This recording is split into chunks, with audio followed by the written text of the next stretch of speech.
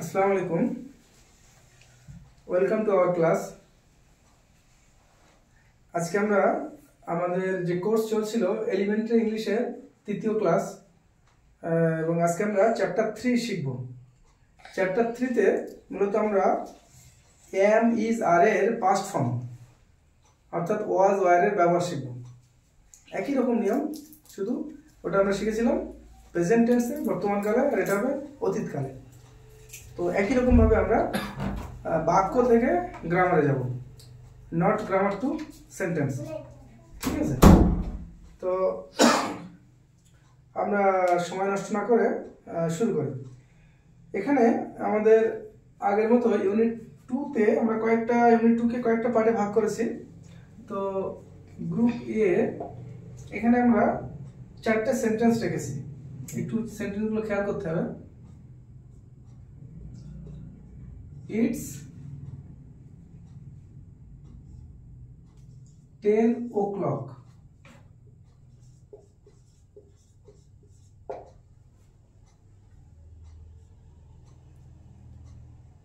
এটা প্রথম বাক্য। দ্বিতীয় বাক্য হচ্ছে রাজা is at his duty.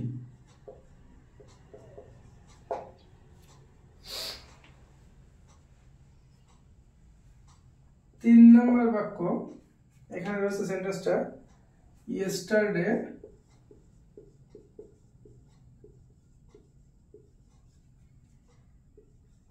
he was absent. বোঝা যাচ্ছে তো? চতুর্থ একটা সেন্টেন্স আছে, he was ill yesterday.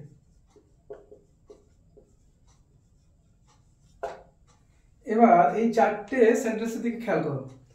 প্রথম হচ্ছে মানে একটা অফিসের একটা পরিবেশ কল্পনা করো। তো কেউ একজন বর্ণনা করছে ইটস 10 o'clock, এখন 10টা বাজে। তারপরে কি বলছে? রাজা, কোন একজন ব্যক্তির নাম। রাজা ইজ অ্যাট হিজ ডিউটি, রাজা তার কাজে বা অফিসে আছে। ঠিক আছে? তাহলে প্রথম বাক্যটা বর্তমানকাল, দ্বিতীয়টা বর্তমানকাল, আজকে, এখনই কোন একটা অফিসে যে পরিবেশ সেটা বর্ণনা করা হচ্ছে। তারপরে দেখো 3 নম্বর বাক্য, yesterday he was absent, গতকাল সে অনুপস্থিত ছিল। তো যখন অতীতকালের কথা বলা হচ্ছে তখন দেখো এতক্ষণ ছিল ইট ইজ, রাজা ইজ, আর যখন অতীতকালে চলে গেল তখন কি হলো? হি ওয়াজ। তাহলে ইজটা হয়ে গেল ওয়াজ। তো যখন ওয়াজ বসছে তখন আমরা কি বুঝতে পারছি? যে এটা অতীতকালের কিছু। yesterday he was absent, গতকাল সে অনুপস্থিত ছিল। পরে আরেকটা বাক্য আমরা এখানে নিয়েছি, সেখানে কারণটা বলা হয়েছে। কারণটা কি? he was ill yesterday, সে গতকাল অসুস্থ ছিল। তো যখন এরকম অতীতকালের কোনো কিছু আমরা বোঝাবো তখন এই সিম্পল যে প্রেজেন্ট টেন্স সেখানে ইজের জায়গায় ওয়াজ হয়ে যাবে। ওয়াজ হয় আর ওয়ার হয়, ওয়াজ আর ওয়ার। আমরা এখানে একটু উপরে হেডলাইনটা লিখে দিই। আজকে আমরা শিখব ওয়াজ আর ওয়ার,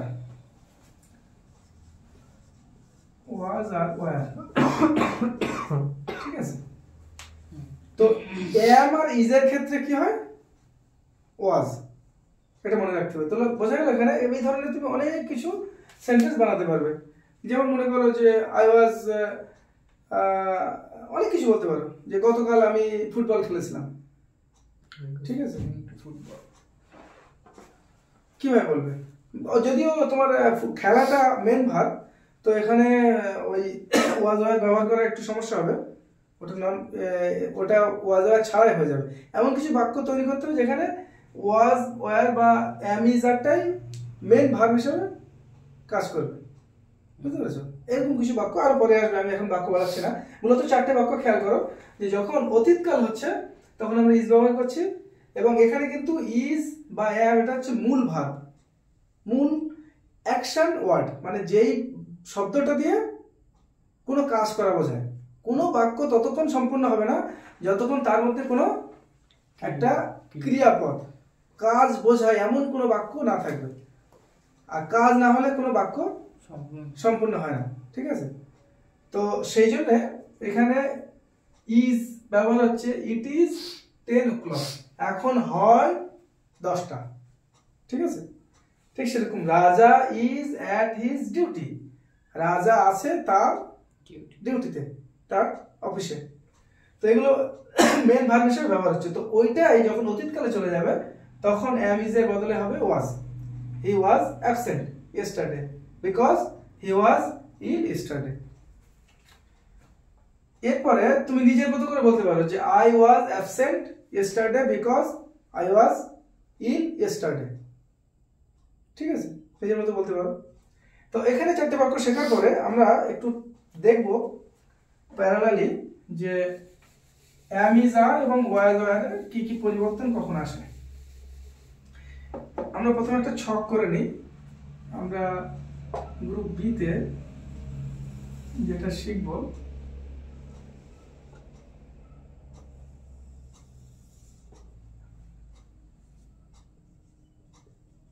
am is are, এটা হচ্ছে কি প্রেজেন্ট। আমি কোনো বাংলা ব্যবহার করছি না, তাদের সমস্যা হচ্ছে না তো? না, বর্তমান। তাহলে এটা বর্তমানকালে আমরা ব্যবহার করি am is are, এবং এটা কোথায় কিভাবে ব্যবহার করি সেটা তো আমরা আগের দুটো ক্লাসে অলরেডি শিখে নিয়েছি। এরপরে এই am is are টা যখন past tense এ চলে যাবে, মানে অতীতকালে, তখন কি হবে? was are were। এই were বানান খেয়াল করতে হবে, w r e were, এটা হচ্ছে past। ওকে, এবার আমরা দুটো তিনটে সেন্টেন্স দিয়ে ব্যাপারটা বোঝার চেষ্টা করব। যেমন নাম্বার 1 ফিউচার একটা হয়, ফিউচার এখন এখানে দরকার নেই, ওখানে উইল হয়, উইল বা শ্যাল, ওটা পরে আসবে। ধাপে ধাপে এগোতে হবে। আই অ্যাম এ স্টুডেন্ট, ওকে, আমি হই একজন ছাত্র। এই বাক্যটা বর্তমানকালে আছে, এটাকে যখন তুমি অতীতকালে বলবে কিভাবে বলবে? I was a student, তার মানে কি হলো? আমি ছিলাম একজন ছাত্র। এর মানে হচ্ছে I am a student, মানে আমি একজন ছাত্র বর্তমানকালে। তুমি 10 বছর পরে গিয়ে যখন বলবে তখন তুমি ছাত্র থাকবে না, তখন কি বলবে? I was a student of this school, of this course, ঠিক আছে? মনে করো 10 বছর পরে এই ভিডিওটা তুমি গিয়ে কমেন্ট বক্সে লিখতে পারবে যে I was a student of this course, I was the first students of this course। এটা তুমি 5 বছর 10 বছর পরে গিয়ে কোনোদিন বসে কমেন্টে লিখতে পারবে। তখন তোমাকে লিখতে হবে I was a student of this course, এরকম লিখতে পারো। তো এখানে বাক্য শেষ হয়ে যাচ্ছে। তাহলে পরিবর্তন কি হলো? ইজ এর বদলে হলো was, am এর ক্ষেত্রে তাই সরি am এর বদলে হলো was, আর ইজ এর ক্ষেত্রেও হয় was, মানে am আর ইজ এর জন্য হবে was, আর আর হলে আর এর জন্য হবে were, মানে বহুবচন হলে তখন বহুবচন বা থার্ড পারসন হলে ইউ, ইউ দিয়ে হলে তখন হবে তোমার কি আর হবে। তো আরটা যখন পাস্ট টেন্সে চলে যাবে তখন were হবে, ঠিক আছে? আরেকটা দেখো ইজ দিয়ে, তো এই সেম সেন্টেন্স একটা বানাও, হি দিয়ে বানাও। হি ইজ এ স্টুডেন্ট, সে হয় একজন ছাত্র। তো এটা যখন পাস্ট টেন্সে তুমি বলবে তখন কি বলবে? হি ওয়াজ এ স্টুডেন্ট,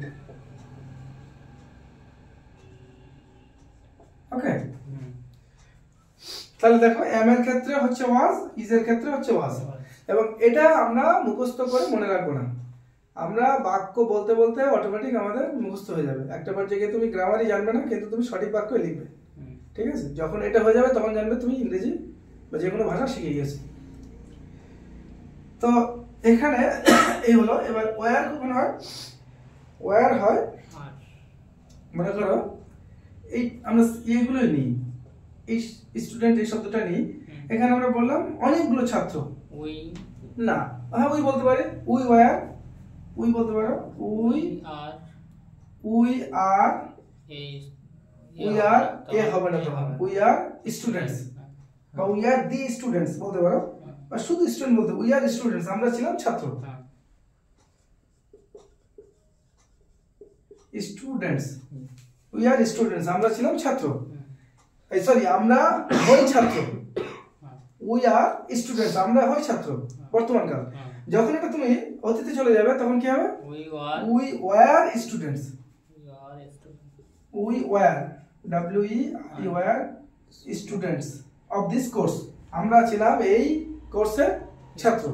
ঠিক আছে, যখন তুমি আরো কিছু জুড়ে দেবে সাথে তাহলে আরো বাক্যটা স্পষ্ট হবে আরো বেশি। We are the students of this course, এখানে দি বসাতেও পারো, না বসালেও সমস্যা নেই। উই আর স্টুডেন্টস, ঠিক আছে, অফ দিস কোর্স। তাহলে কি হলো? আর এর জায়গায় হলো ওয়্যার। এটা তোমাকে ব্যাপকভাবে এই ধরনের বাক্য পড়তে হবে, এই ধরনের ছোট গল্প পড়তে হবে, মানে তোমার এর মধ্য দিয়ে যেতে হবে, আলাদা করে কোনো কিছু করা যাবে না বা শেখা যাবে না, মুখস্থ করে কোনো কিছু হয় না। তো এখানে আরেকটা বাক্য আমরা নিতে পারি আর একটু ক্লিয়ার হওয়ার জন্য, যেমন একটা বাক্য আমরা এখানে রেখেছি, ইউ আর অন টাইম। এই শব্দটা যেহেতু আগে আমরা শিখেছি, ইউ আর অন টাইম, ঠিক আছে, তুমি সঠিক সময় এসেছো, হলো? বোঝা যাচ্ছে? এটা একটু ক্লিয়ার করে রাখি, ইউ আর অন টাইম, তুমি সঠিক সময় এসছো। এখানে তুমি এটাকে যখন পাস্ট টেন্সে বলবে, you were on time yesterday, তুমি গতকাল সঠিক সময় এসেছিলে। You were on time on time yesterday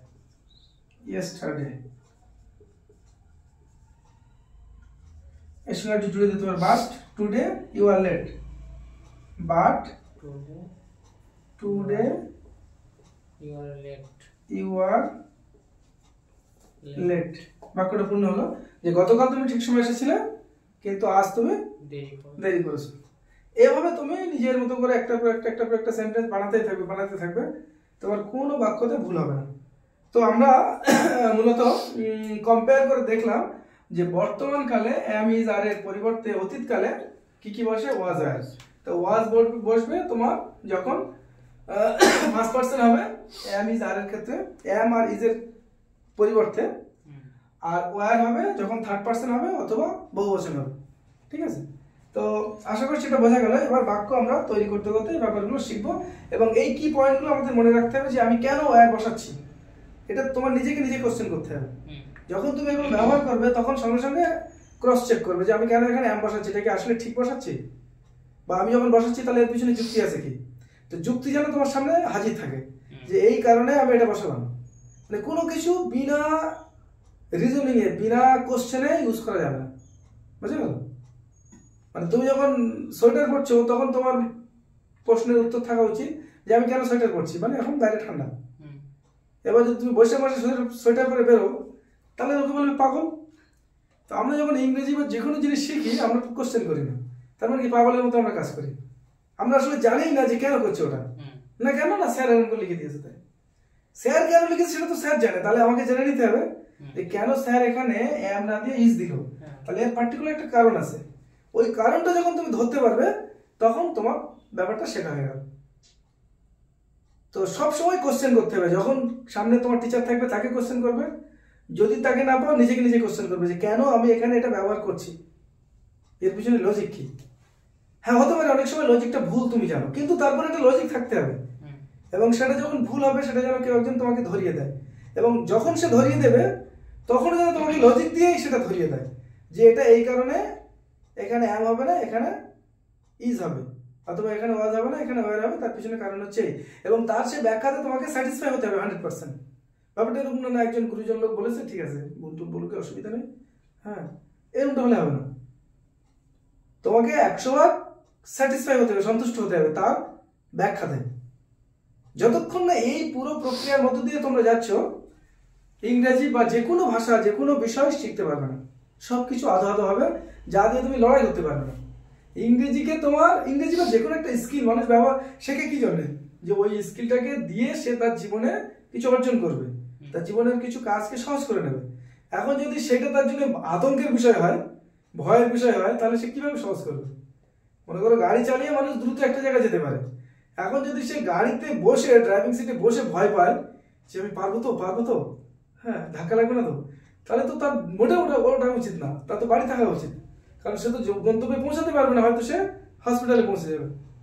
আমাদের অধিকাংশ আমাদের এই ভারতীয় উপমহাদেশে যা শিখি, আমাদের দেশের লোক যা শেখে সব হচ্ছে এরকম আধো আধো, যার কারণে সেই জিনিসটা তার উপকারের বদলে তার উল্টে ক্ষতি করে। কেউ কেউ বাই চান্স গ্রাম অঞ্চলে বিশাল মাস্টার হয়ে যায়, বিশাল ডাক্তার হয়ে যায়, কিন্তু এগুলো ওই অশিক্ষিত মূর্খ বা অজ্ঞ লোকেদের সামনে এটাকে গ্রাম বাংলায় বলে যে বাঁশ বনে শিয়াল রাজা। বাঁশ বনে তো শিয়াল রাজত্ব করবে, শিয়াল তো আর তোমার সুন্দরবনে গিয়ে রাজত্ব করতে পারবে না। তা আমাদের অধিকাংশ ছাত্রদের এবং শিক্ষকদের বা যারা যে স্কিলে আছে, মনে করো রাজমিস্ত্রি ভালো রাজমিস্ত্রির কাজ জানে না, প্লাম্বিং এর কাজ যারা করে সে পাইপের কাজ জানে না, যে ইলেকট্রিকের কাজ জানে সে ইলেকট্রিকের কাজ ভালো করে জানে না, মানে সবারই মানে স্কিলে ব্যাপক ঘাটতি, যার কারণে আমাদের সমাজ এগোতে পারে না। বড় প্রজেক্টে বাইরে থেকে তোমার লেবার ইঞ্জিনিয়ার নিয়ে আসার দরকার হয়। এইখানে সব জায়গাতে যে রাঁধুনি বা যে ঝাড়ুদার যার যার জায়গা থেকে যদি আমরা আমাদের স্কিলকে একবারে পারফেক্ট করার চেষ্টা করি, পুরো দুনিয়া আমাদের আশপাশে পাল্টে যাবে এবং এর দ্বারা সবাই আমরা বেনিফিটেড হব। ঠিক আছে, তো যাই হোক, আমরা একটু ইংরেজি পড়াতে পড়াতে একটু ফিলোসফি নিয়ে আলোচনা করলাম, তো মাঝে মাঝে একটু ফিলোসফি শেখার দরকার আছে নাকি? হ্যাঁ, তা নাহলে ওই মুখস্থ বিদ্যা হয়ে যাবে। ঠিক আছে, তো ইউনিটটা কেটে গেল। আচ্ছা, এরপরে আমরা গ্রুপ সি তে, সি আর বি একসাথে হয়ে গেল, ডি তে চলে যায়, ডি বা সি যাই বলো। এখানে আর কয়েকটা সেন্টেন্স রয়েছে। একটা বাক্য দেখো, আই অ্যাম টায়ার্ড।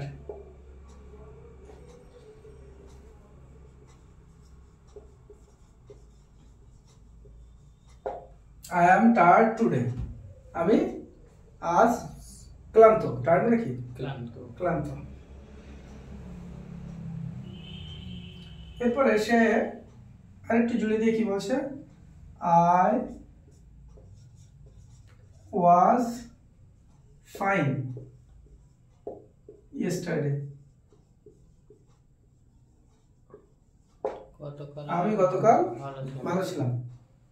ঠিক আছে, কোন একটা কারণে কেউ বলবে, তো দুটো বাক্য দিয়ে কিন্তু সে একটা পুরো পরিবেশ তার সিচুয়েশনটা সে বোঝাতে পারছে, এবং এটাকে বিভিন্ন জায়গাতে তুমি চেঞ্জ করে করে ব্যবহার করতে পারবে, শুধু এই বাক্যগুলো, বাক্যের গঠন এবং এই মানেগুলো জানতে পারবে। তাহলে কি হলো, আই অ্যাম টায়ার্ড টুডে, আমি আজ ক্লান্ত। আই ওয়াজ ফাইন ইয়েস্টারডে, আমি গতকাল ভালো ছিলাম, সুন্দর ছিলাম। আচ্ছা, এটা 1 নম্বর গেল। 2 নম্বর আরেকটা বাক্য আমরা লিখি, Amina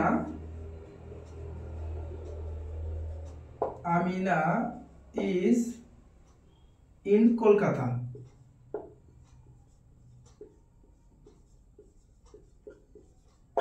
Amina is in Kolkata। এখানে তুমি আরেকটু জুড়ে দাও, নাও। এখন আমিনা কলকাতাতে। She was in Delhi yesterday. She কেন হলো? she second person না, হি হলো না কেন? মেয়ে বলে, এটা ঘটনা খেয়াল রাখতে হবে। She was in Delhi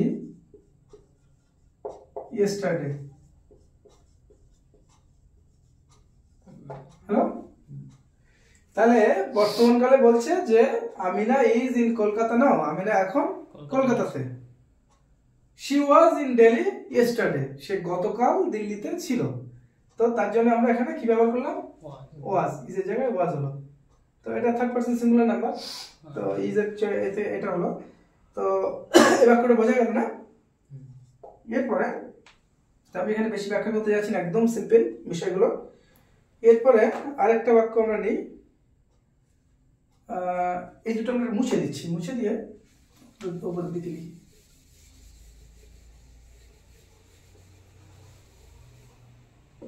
তিন নম্বর বাক্য দেখো, the weather is not good today.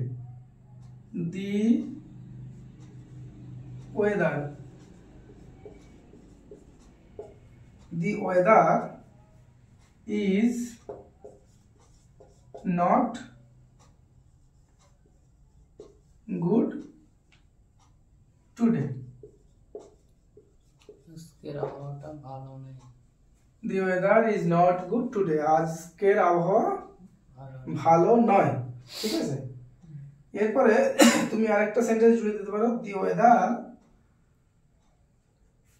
was good yesterday. গতকালের আবহাওয়া ভালো ছিল। অথবা এটা ঘুরিয়ে বলতে পারো যে yesterday's weather, গতকালের আবহাওয়া was good, এভাবে বলতে পারো। কিন্তু আমরা ওই কঠিন বাক্যে যাচ্ছি না, আমরা সিম্পল বাক্যটা লিখি, জাস্ট এটাকে চেঞ্জ করে দিয়ে the weather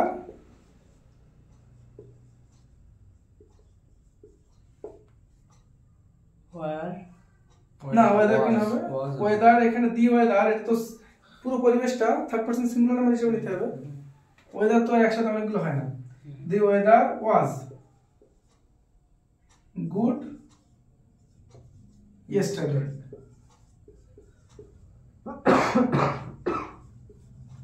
বুঝলেন? তো সেম সিচুয়েশনকে আমরা একবার অতীতকালে আর একবার বর্তমানকালে চেঞ্জ করে করে করলাম, যাতে করে এটা আমাদের মাথার মধ্যে ঢুকে যায়। তো এটা আমাদের দৈনন্দিন জীবনে আমরা ব্যবহার করতে পারি। হ্যাঁ, তারপরে যখন আমরা এখানে কোশ্চেন শিখবো এই ধরনের বাক্যে কিভাবে কোশ্চেন করতে হয়, তো তখন এখানে হোয়াট যোগ করে দিতে, what is the weather today. এভাবে করে আবার তুমি ঘুরিয়েও দিতে পারো, is the weather good today. Is এটা জাস্ট সামনে চলে আসবে, is the weather good today, আজকের আবহাওয়া কি ভালো। তো এটা খুব সহজে কোশ্চেন করা যায়। এইভাবে অনেক কিছু শিখবে পরে পরে ধাপে ধাপে। আমি চাইছি প্রত্যেকটা ক্লাসে ছোট ছোট বিষয়ের উপর ফোকাস করতে, যাতে অনেকগুলো জিনিস একসাথে মনে রাখতে না হয়। তাহলে এটা বোঝা গেল। আমি এটা মুছে দিই, পরে আরো একটা বাক্য দেখি। আর যেহেতু নিয়মগুলো একই রকম, ওই জন্য আজকে বেশি আলোচনা করার দরকার হচ্ছে না। যেমন একটা সুন্দর বাক্য আছে, রাখি বলে একটা মেয়ে, রাখি is 16. রাখি is 16. রাখির বয়স 16। এরপরে যদি তুমি জুড়ে দাও she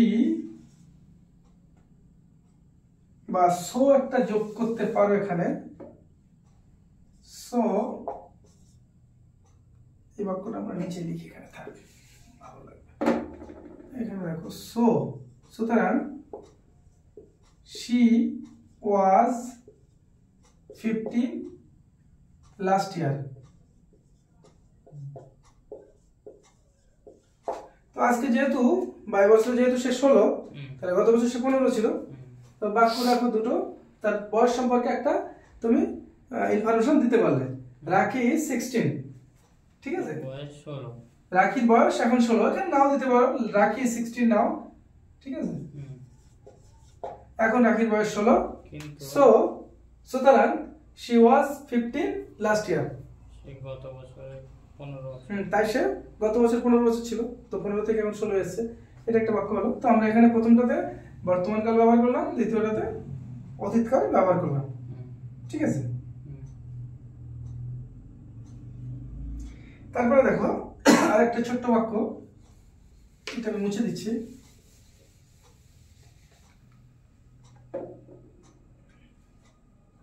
পাঁচ নম্বর একটা বাক্য দেখো, উই ওয়ার। ওয়ার হলো কেন? উই অনেকগুলো, যেহেতু বহু বচন, প্লুরাল নাম্বার।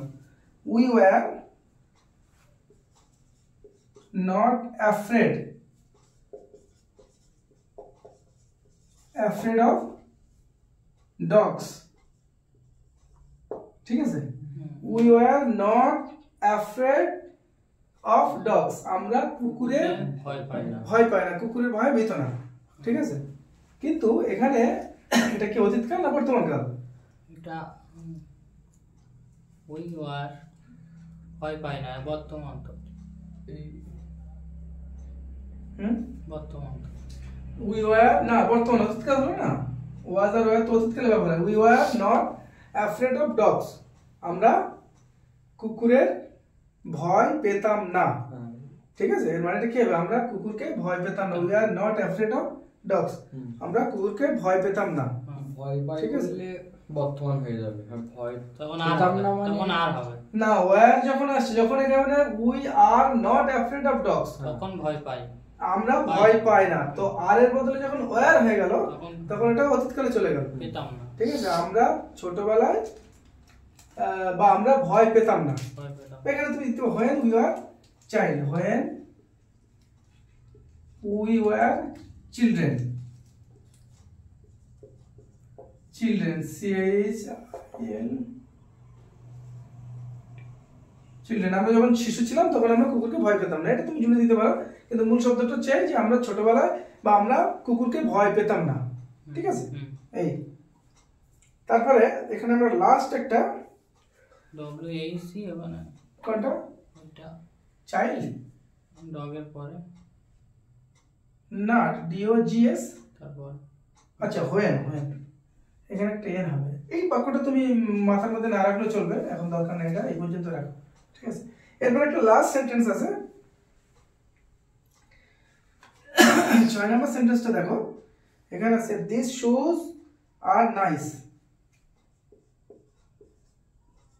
দিস, আচ্ছা আমরা এই যে দিস লিখলাম, এটার মানেটা কি? TICAC, দিস মানে কি? দিস মানে মানে এইগুলি, দিস মানে এইটি, আর দিসের বহুবচন হচ্ছে এইগুলি। এইগুলি, যে আমরা এখানে একটু দেখিয়ে দিচ্ছি।